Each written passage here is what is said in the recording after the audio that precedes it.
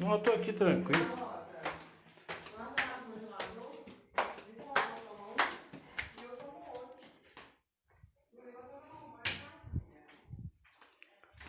Boa noite.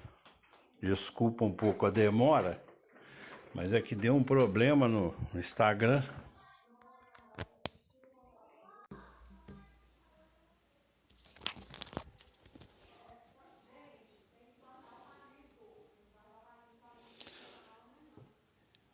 Vocês estão ouvindo bem a minha voz?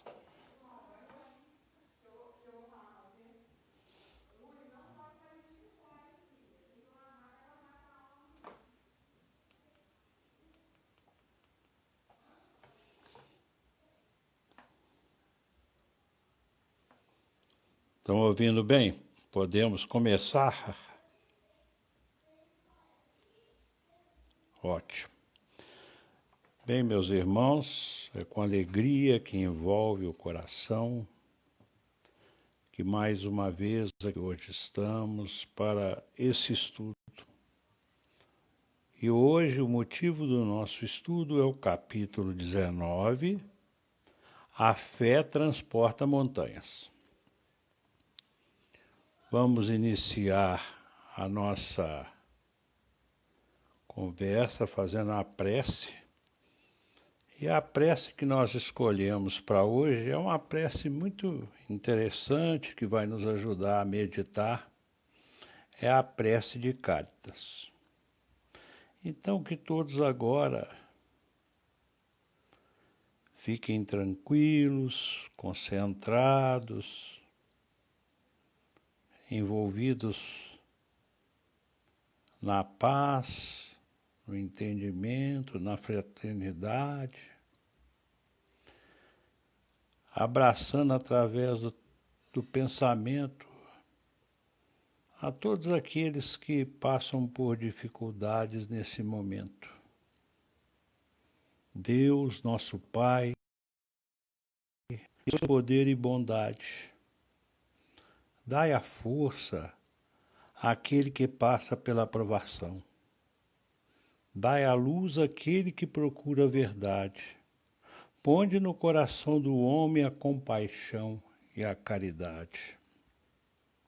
Deus, dai ao viajor a estrela guia, ao aflito a consolação, ao doente o repouso. Pai, dai ao culpado o arrependimento, ao espírito a verdade, à criança o guia e ao órfão o pai. Senhor, que a vossa bondade se estenda sobre tudo o que criastes. Piedade, Senhor, para aquele que vos não conhece, esperança para aquele que sofre. Que a vossa bondade permita aos Espíritos Consoladores derramarem por toda a parte a paz, a esperança e a fé. Deus, um raio, uma faísca do vosso amor pode abrasar a terra.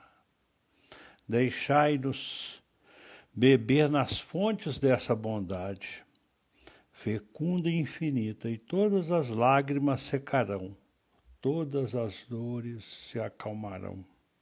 E um só coração, um só pensamento subirá até vós, como um grito de reconhecimento e de amor. Como Moisés sobre a montanha, nós vos esperamos com os braços abertos. Ó poder, ó bondade, ó beleza, ó perfeição. E queremos de alguma sorte merecer a vossa divina misericórdia. Deus, dai-nos a força para ajudar o progresso, a fim de subirmos até vós. Dai-nos a caridade pura, dai-nos a fé e a razão. Dai-nos a simplicidade que fará de nossas almas o espelho onde se refletirá a vossa divina e santa imagem. Com essa prece, nós vamos iniciar o nosso estudo E eu acredito que vai ser mais assim um bate-papo, porque o capítulo 19, que encerra a parábola da figueira que secou, é uma parábola desconcertante, é uma parábola de difícil entendimento, é uma parábola em que as pessoas menos avisadas, pelo fato de Jesus ter amaldiçoado uma figueira, uma simples árvore, significa que em um momento da sua caminhada ele ficou irado, ou nervoso, ou qualquer adjetivo que se encaixe, mas na realidade nós vamos evoluir dentro do tempo, porque é uma parábola que nos faz pensar, nos faz analisar, nos faz observar. E como já disse de outras palestras, Jesus usou bastante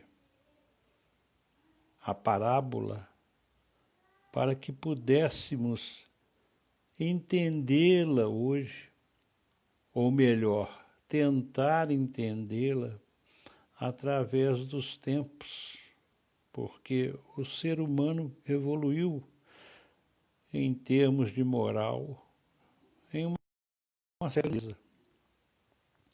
E com isso hoje nós temos a condição de entender melhor exatamente o que o Cristo quis nos colocar. Eu vou fazer a leitura da parábola e a partir da leitura nós vamos conversando, né? Para podermos entender o que o Cristo quis nos ensinar. Então a parábola está no capítulo 19, a fé transporta montanhas. Quando saíam de Betânia, ele teve fome. E vendo ao longe uma figueira, para ela encaminhou-se, a ver se acharia alguma coisa. Tendo-se, porém, aproximado, só achou folhas, visto não ser tempo de figos. Então disse Jesus à figueira: que ninguém coma de ti fruto algum. O que seus discípulos ouviram.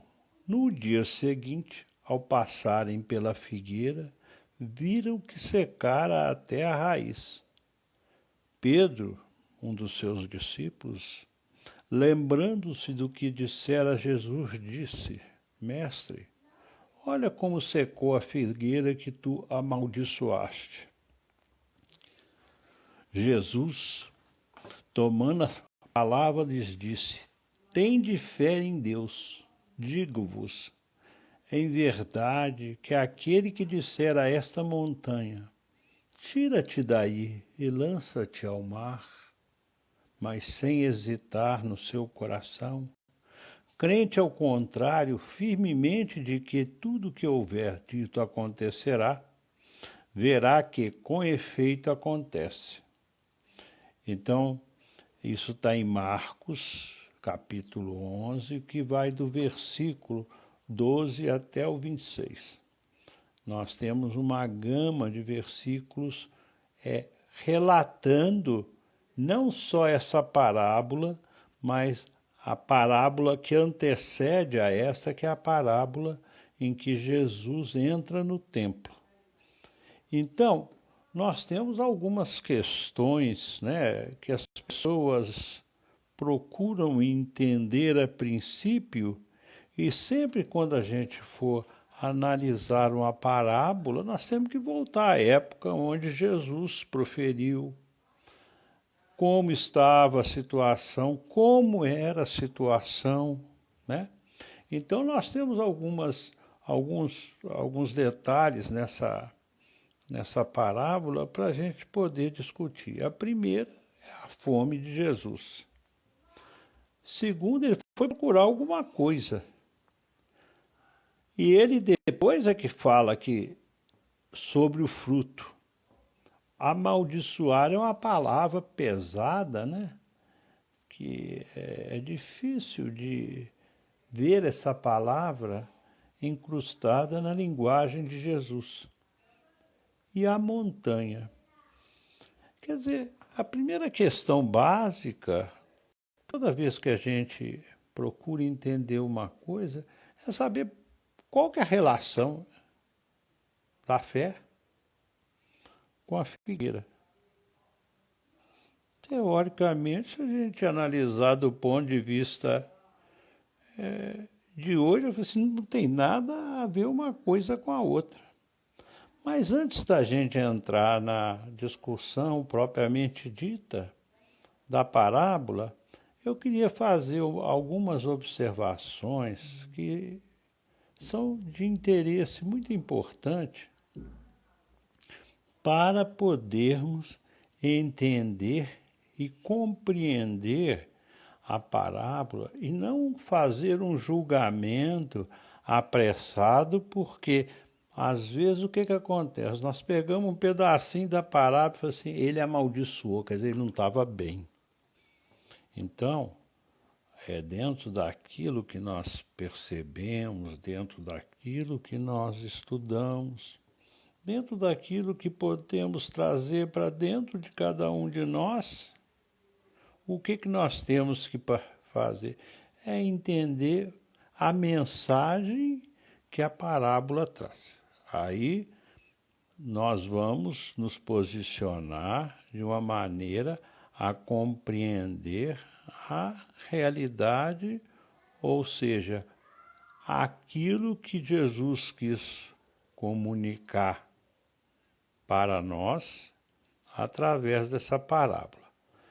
Vamos fazer algumas observações só para a gente poder compreender um pouco a importância de fazermos algumas correlações. Prestem atenção. No livro Caminho, Verdade e Vida, capítulo 23, Viver pela Fé, o nome do capítulo, Paulo escreve da seguinte maneira: mas o justo viverá pela fé. Paulo de Tarso queria dizer que o justo será sempre fiel, né? Viverá de modo invariável na verdadeira fidelidade ao Pai que está no céu. Quer dizer, Paulo estava querendo nos dizer que aquele indivíduo justo é aquele indivíduo pacífico, aquele indivíduo que segue as leis de Deus, né? Porque se formos entender o que é o justo na atualidade, nós vamos compreender de outra maneira. E é muito interessante porque eu fiz questão de citar, porque quando vem do hebraico, né, a palavra fé, ela significa também fidelidade. Então, é um verbo que tem essas duas traduções, fé e fidelidade. Então, você é fiel ao Senhor, você é fiel a Deus. E nós temos o capítulo 16 do Evangelho, quando nos é chamado a decidir ou servir a Deus ou a Mamon. O Evangelho por si só já nos indica que os benfeitores, né, os benfeitores espirituais, nos diz que a fé é a mãe de todas as virtudes. E quais são as virtudes que nos trazem satisfação, alegria, desejos, prosperidade? É a da esperança e da caridade. Então, fé não é aquele negócio de entregar, de acreditar naquele ato, mas é entregar-se inteiramente à disposição divina, né, para entender, compreender os desejos do Pai. Então, os desejos do Pai, nós temos que guardar um pouquinho isso, porque os desejos do Pai vão estar na parábola, apesar de não haver uma citação direta deste fato. Fé é estar comprometido, é entregar-se, né? Então, nós vamos percebendo que a fé tem contornos, né? Que nos suscitam raciocínios de um melhor entendimento daquilo que a gente está entendendo. E no livro Fonte Viva, no capítulo 18, Marcos vai falar assim: nem só de pão vive o homem. Quer dizer, quando ele fala assim, o pão é um alimento físico, a gente come todo dia. Mas se nem só de pão vive o homem, é porque existe um outro tipo de alimento para nos alimentar. E qual o outro órgão que precisa de alimentação? É o espírito, a alma. Então, o alimento que Paulo está falando, né, Marcos está falando, é um alimento da alma.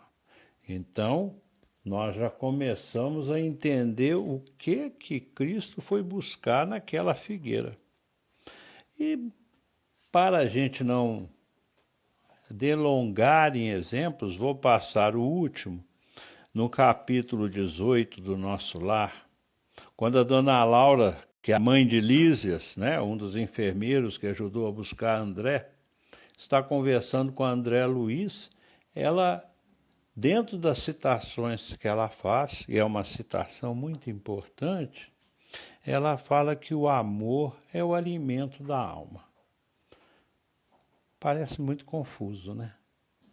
Falou em pão, falou em alimento, falou em figueira. Então nós temos vários pontos dissociados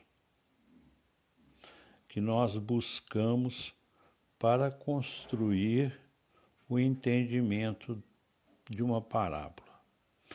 Pode ser que hoje nós estamos entendendo essa parábola de um jeito, daqui a um ano, pelo nosso conhecimento expandido, pela nossa evolução, pela nossa modificação, talvez a gente possa até raciocinar ou melhorar em termos, de uma maneira geral, o entendimento das parábolas. E isso acontece toda vez que vamos estudar uma passagem, o nosso grau de aprimoramento indica o que podemos absorver de novo daquele estudo repetitivo que nós estamos fazendo. Para muitos, essa passagem é considerada desconcertante. Ela é considerada desconcertante porque ela vem com determinadas situações que vamos compreender agora por que os estudiosos falam em ser desconcertante. Porque as pessoas, às vezes, não vão ao cerne do ensinamento e superficialmente decidem o que acham, não é o que Cristo quis falar, não, o que eles acham, e encerra o estudo para aí. Então eu vou tentar explicar para vocês de uma maneira até, porque o nosso tempo às vezes não nos permite. Então vamos ao seguinte, nós vamos encontrar no Velho Testamento sempre algo de concreto para evocar um pensamento, ou um ensinamento, ou um estudo. Assim eles fazem até mesmo porque é mais fácil de gravar, né? Então, o que ele está querendo dizer? É mais fácil de gravar uma encenação do que às vezes um pensamento. Então, era a maneira que os profetas do Velho Testamento usavam para poder ensinar, para trazer uma mensagem, para mostrar, porque era muito mais fácil, pelo nível das pessoas, você fazer uma encenação, porque aquilo ficava mais bem gravado, né, do que um próprio pensamento dito diretamente. Então, preste atenção. Nós, ocidentais, temos alguma dificuldade de entender um pouco essa simbologia, porque nós somos provenientes, né? O que instruiu a nossa cultura foi a cultura grega. E aí, no caso, nós estamos na terra onde Jesus nasceu, em Israel, no Oriente, onde a manifestação cultural se apresentava daquela maneira, ou seja, através da encenação. E manifestando daquela maneira, o povo estava acostumado a esse tipo de ensino. Então, vamos ver aqui uma fala muito interessante.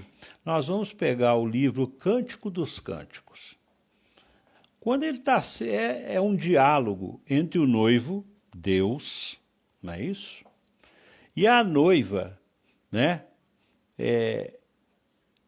E é muito interessante porque essa noiva seria a humanidade. Então nós temos a conversa de Deus com a humanidade. Presta atenção.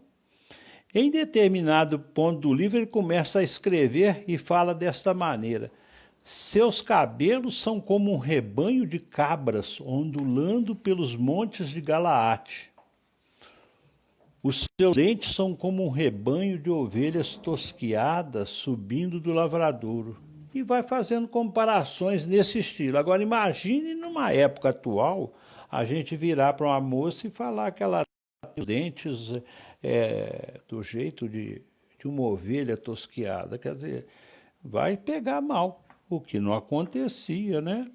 Então, nós vamos ver que Kardec, ele faz, é muito interessante, antes de começarmos a entender o estudo, ele faz uma advertência no capítulo 23, ele fala o seguinte: se a gente não leva em conta o meio em que Jesus viveu, corremos o risco de equivocar sobre o valor de certas expressões e de certos fatos ocorridos no Evangelho.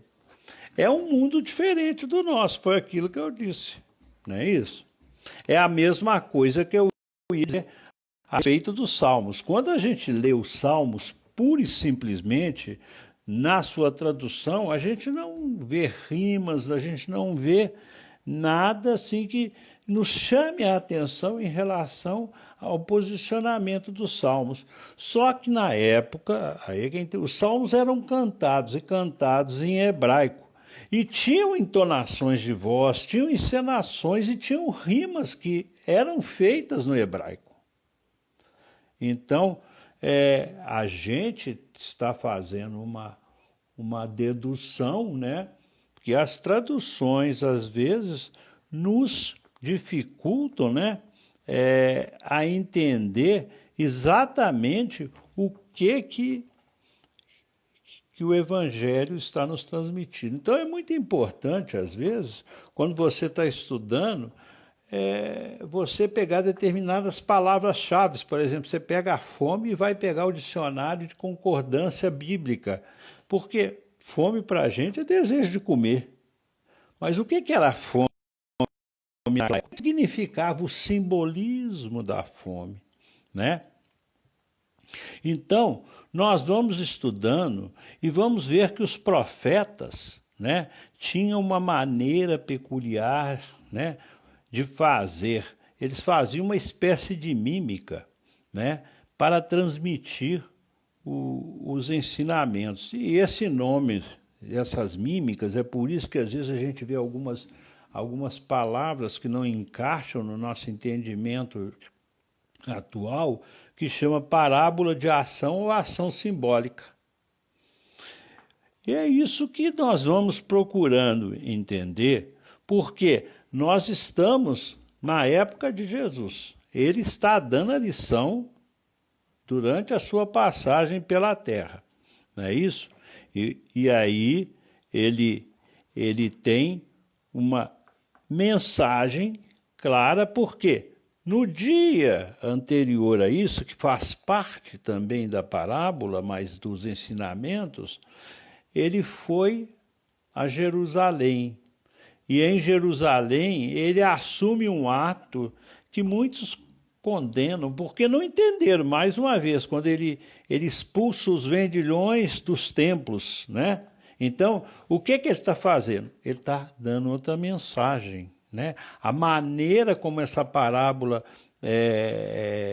desenvolve, ela chama a atenção que alguma situação relacionada ao templo. O que se faz no templo? No templo se faz prece. Então, a prece está relacionada aqui à religiosidade. A religiosidade está ensinada aqui, está vinculada aqui à fé. Então, se havia alguma coisa que o obrigou a tomar essa medida, é porque o povo da época não estava seguindo os ensinamentos do Pai Celestial. Então, nós temos uma informação muito interessante, da seguinte maneira. Nós vamos pegar aqui o Jeremias. Jeremias foi um grande profeta do Velho Testamento. O Espírito orientador falou com Jeremias: Jeremias, compre uma bilha, aquele negócio de colocar água, vinho, né? Compre uma bilha e no centro de Jerusalém chama a atenção do povo e quebre-a na frente de todos. E o pessoal ficou observando. Jeremias estava com algum problema, não é isso? E pisou, ninguém entendia. Aí ele foi explicar qual que era a mensagem que ele estava trazendo de Deus. Isso vai acontecer com o povo se o povo não recuperar sua religiosidade que foi perdida. O povo se desviou das leis divinas e estava usando a religião para interesses pessoais, idolatria, e as consequências negativas virão. É uma advertência. O que representava a Bíblia se ele estava fazendo aquilo para aquele povo? A Bíblia representava Israel da época. É um exemplo clássico disso, né? Eles faziam esse tipo de encenação. E tem outra muito interessante. Ezequiel, outro grande profeta, chega no meio da praça de Jerusalém, desenha a cidade, né, da maneira deles, e faz uns brinquedinhos simulando cavalos, simulando uma série de cavaleiros que lutavam, né? Aí o pessoal fala assim: mas o que aconteceu com Jeremias? Será que ele não está agindo bem? Então, o que era? Ele estava avisando novamente o pessoal de Israel: se não seguirem o caminho orientado por Deus, vai haver uma guerra. O povo vai ser dominado. E para a gente não delongar mais, porque isso é muito interessante, nós temos uma uma profecia muito interessante, porque Isaías é um grande profeta do Velho Testamento. Ele chega no centro de Jerusalém, tira a roupa, fica totalmente nu e fica andando pela cidade nu. Aí o pessoal fala assim, agora o nosso amigo ficou louco de vez. Aí eles vão interrogá-lo. Por quê? Aí ele fala a mensagem. A mensagem era isso. Vai acontecer se vocês continuarem nesse caminho tortuoso que estão tomando, serão exilados, escravizados e serão humilhados pela nação que está por vir. Então, nós vamos compreendendo que toda a manifestação de um mensageiro, de um profeta, ela tinha um cunho de profundidade. Muitos seguiam, outros não seguiam. Isso ficava de acordo com o livre-arbítrio de cada um, né? Mas vamos voltar um pouco à nossa figueira. Olha que interessante. Jesus estava saindo de Betânia. Betânia é uma cidade onde morava, onde ele hospedava, né? Fica mais ou menos 3, 4 quilômetros de Jerusalém. E ele, quando se hospedava em Betânia, ele ficava na casa de Marta, Maria ou Lázaro. Então ele estava saindo de manhã. Então, como ele estava indo para Jerusalém. Então, olha que engraçado, né? Ele está saindo de Betânia. Saindo de manhã. Deve ter saído muito bem alimentado, porque Maria não ia deixar Jesus sair com fome, o que não era costume da época, né? Então, ele vai em caminho de Jerusalém. No meio do caminho, o que ele vê? Ele vê uma figueira frondosa, uma figueira bonita, cheia de folhas. E isso, do ponto de vista dos botânicos, toda vez que acontece este fato, significa que já tem frutos. Então, o que ele vai? Ele vai até a figueira. Então, o que significa? Jesus está caminhando. Vê a figueira. Mas ele vê a figueira, é lógico que ele tem conhecimento, né? Não era época de figo. Porque esse fato é narrado pelos evangelistas num mês chamado de Nissan. Nissan significa fim de março, princípio de abril. É a época da Páscoa. E nessa época, o figo ainda não estava nem pensando em nascer. Mas ele viu aquela figueira, quer dizer, ele foi chamado a atenção porque era uma figueira bonita, frondosa, bela, né? Cheia de folhas, destacando-se no meio das outras. E qual foi o raciocínio dele? Essa figueira tem figo, vão lá, né? Então, a figueira, ela tem 3 florações durante o ano. A época inicial para dar o figo fica no fim de maio, princípio de junho, né? Então, ele estava começando a nos ensinar alguma coisa. Ele vinha algo muito bonito, algo cheio de alegria, cheio de beleza, mas não tinha o que era importante lá, né? Que era o fruto para dar alimentação. Então, o que é que a gente pergunta nesse momento?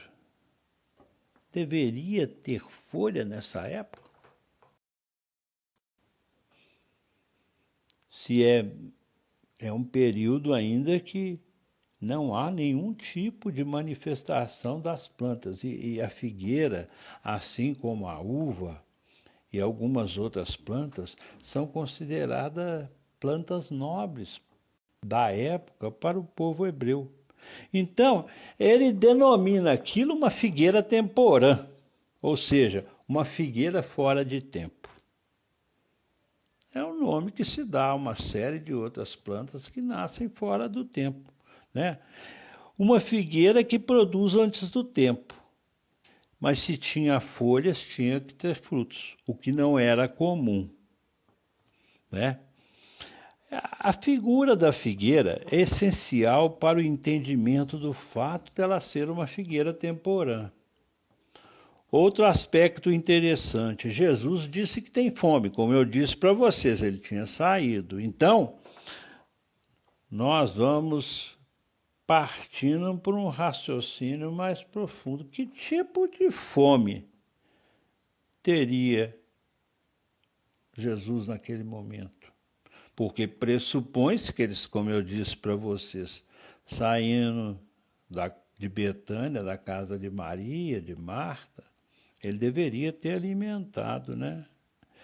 Então, que fome era essa? Então,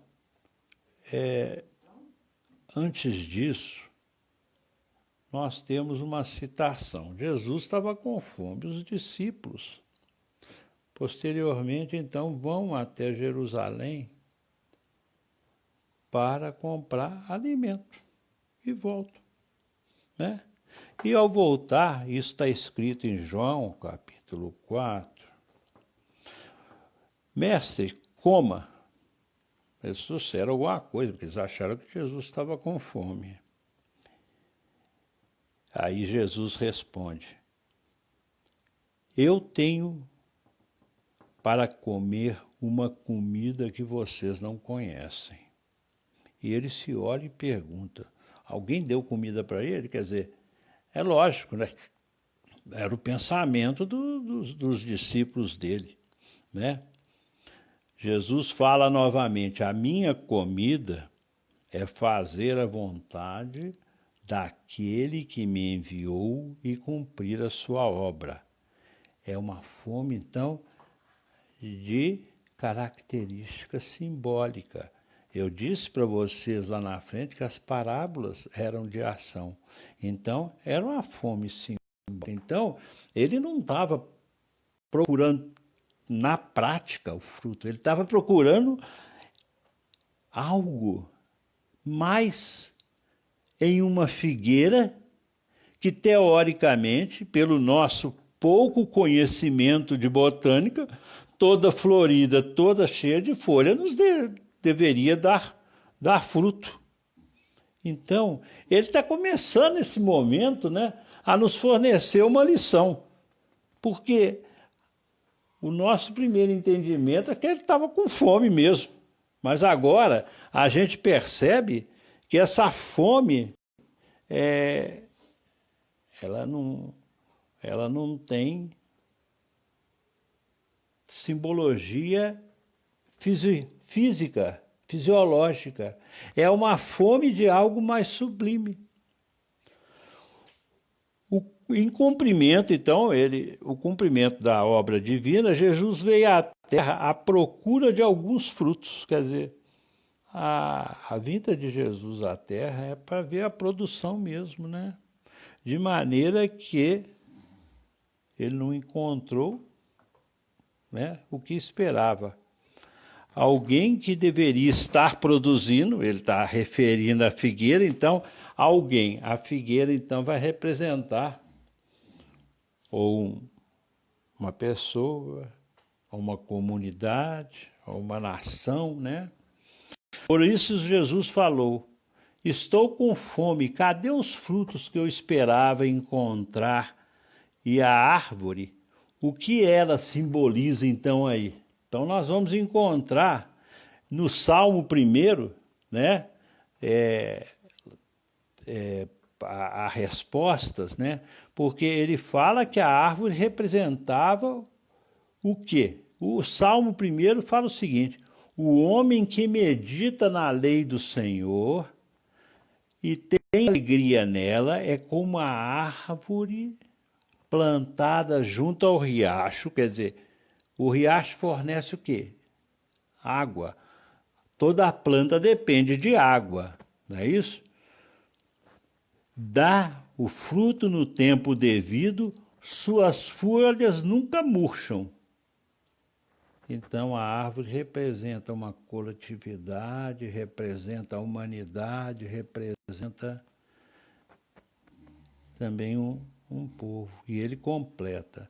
Jesus também fala que é pelos frutos que reconheceremos as pessoas. Não se colhe bons frutos de más árvores, e vice-versa, né? Então, aprofundando agora na lição, nós já temos essa condição, perguntamos quem era aquela figura? É Israel. E nós vamos encontrar essa resposta em Oséias capítulo 9, versículo 10. Achei a Israel como uvas no deserto e os vossos pais como fruto temporão da figueira. Quer dizer, olha aqui, isso foi falado, gente, isso que eu estou lendo aqui, esses profetas, é 600, 700 anos antes da chegada do Cristo. Então, olha que interessante, os profetas, e que Emmanuel nos orienta, que ele, Jesus, é que orientava diretamente. Aquele que tem fruto para fornecer, tem que fornecer. Então, aquela figueira temporã tinha que dar um fruto temporal, não era isso? Pelo menos é o que a gente entende. Então, Jeremias completa, que é uma espécie até de profecia, ele diz, o Senhor, né, virá e vai conferir o resultado da colheita. Então ele fala assim, não há uvas nas videiras e nem figos nas figueiras, e suas folhas estão secas. E Miqueias completa, não há uvas para comer e nem fruto temporão da figueira que minha alma deseja então, que minha alma deseja. Significa que a figueira temporã, ela se adiantou às demais. E por essa razão deveria produzir frutos mais adiantados. Vocês estão entendendo? Uma situação muito interessante, né? Ele pega uma figueira e dá uma verdadeira lição para todos nós.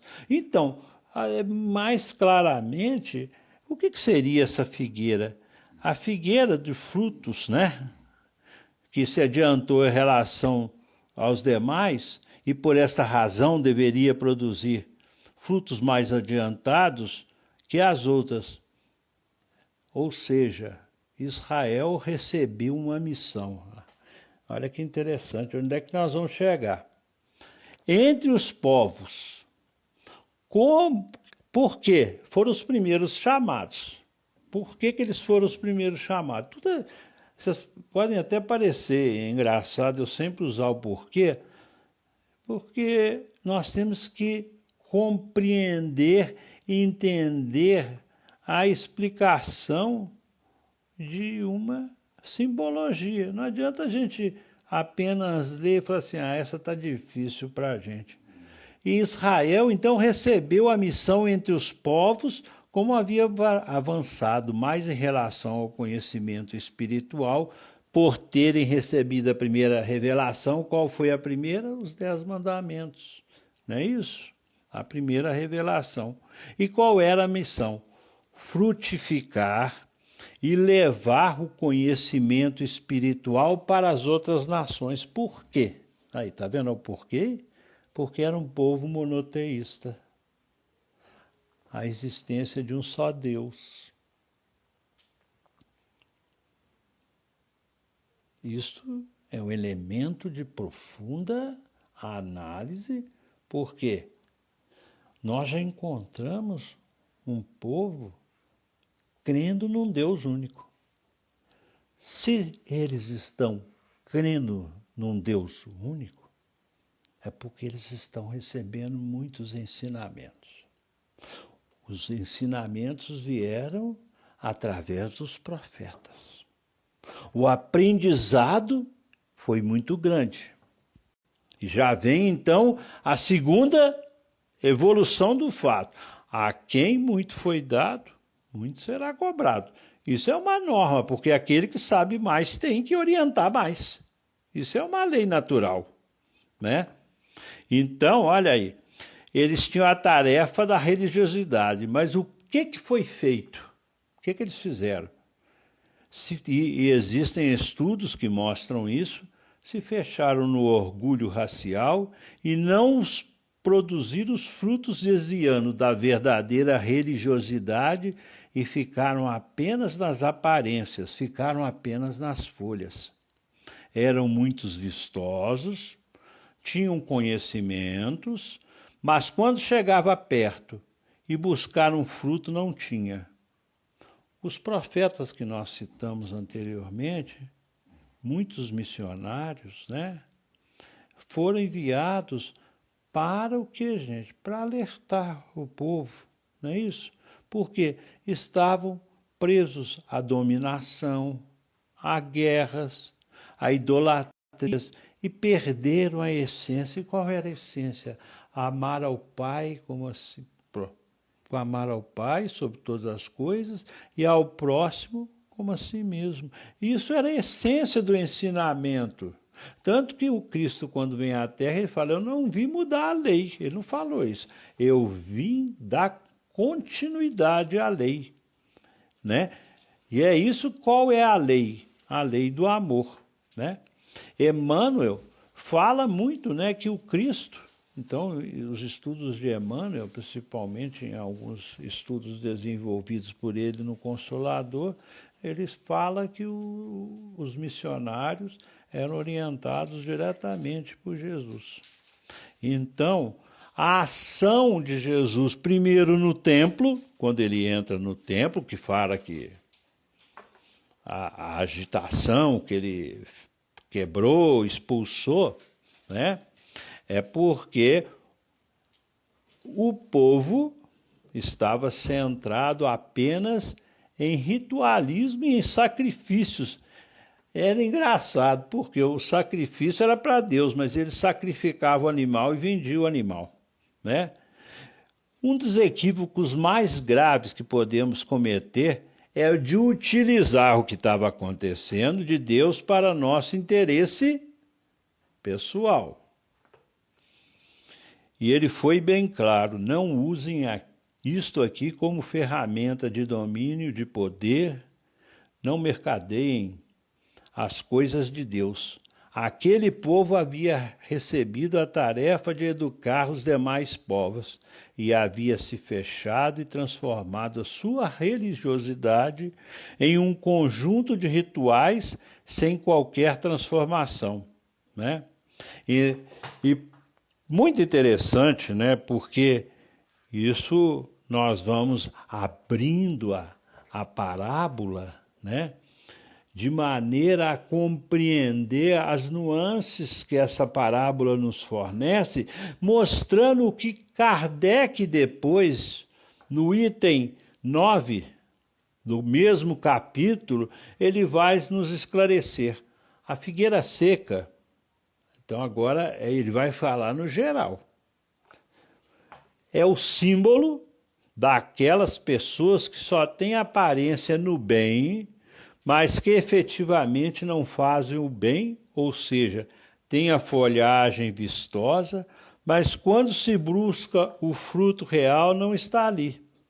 Daqueles oradores que têm mais brilho do que a verdadeira coerência. Aquela aparência bonita visto de longe, e você chega perto, isso nos faz realmente imaginar o momento que nós estamos vivendo, é lógico, né? Porque a parábola não deixa de ser algo atual, né? E muitos de nós, com as possibilidades que nos é permitida, temos que dar um pouco daquilo que podemos para ajudar. Quando nós reencarnamos, todos nós somos igual a figueira, a princípio. Nós iremos para acatarmos a lei do progresso, a lei da evolução, né? Aprendermos, ensinarmos. E essa responsabilidade que cai sobre cada um de nós, agora é a humanidade que nós estamos falando. O Cristo veio para aquele povo, porque aquele povo não tinha cumprido as suas obrigações como um povo monoteísta. Mas, e após a ida do Cristo, em que posteriormente o cristianismo avançou e a partir de 1857 Kardec codificou a doutrina. O que nós estamos oferecendo? Talvez esse momento em que vivemos seja para mentalizarmos um pouco e fazermos com que nós, árvores, com grande capacidade de frutificação, possamos dar os nossos frutos e expandirmos os nossos conhecimentos. Porque se a fé remove montanhas, quais são essas montanhas que nós falamos no princípio? As montanhas são as dificuldades que nós criamos em nós mesmos. Porque quando a gente enxerga uma dificuldade no outro, não é que este outro tenha essa dificuldade, na grande maioria das vezes somos nós. E isso é estendido também, principalmente aos médiuns, que são de grande responsabilidade, que assumiram para transmitir as palavras dos espíritos superiores para orientar aqueles que ainda estão cegos.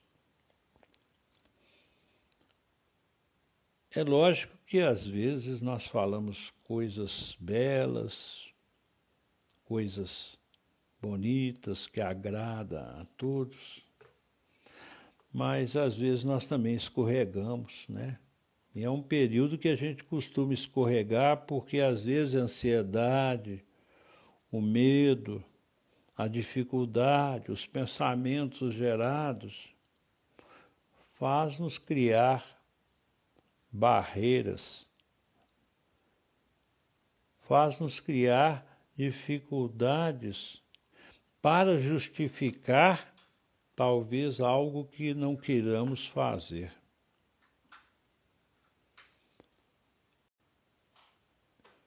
O fruto e a folha representam o conhecimento intelectual e o progresso moral.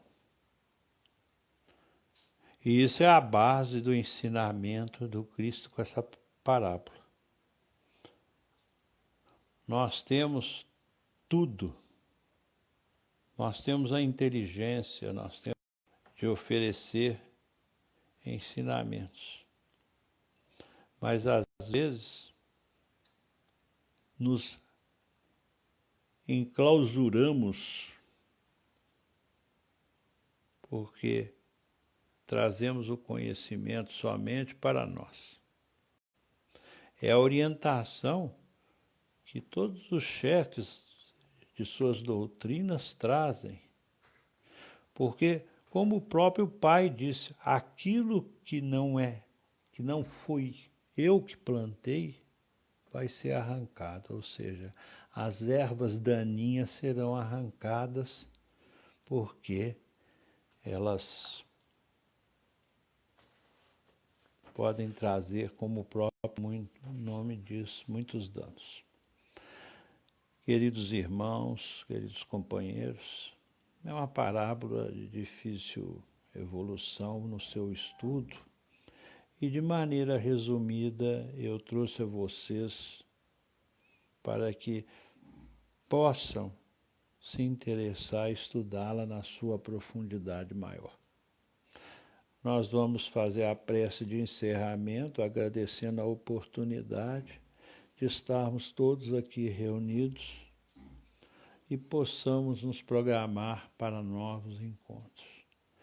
Pai, tu que és infinito, de bondade e amor, santificado seja vosso amado e querido nome.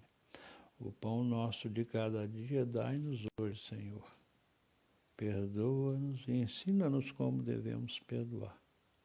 Não nos deixeis cair em tentações, pois é teu reino, o poder e a glória por todo sempre. Que a paz do Mestre Jesus esteja no coração de todos e que todos tenham uma boa noite.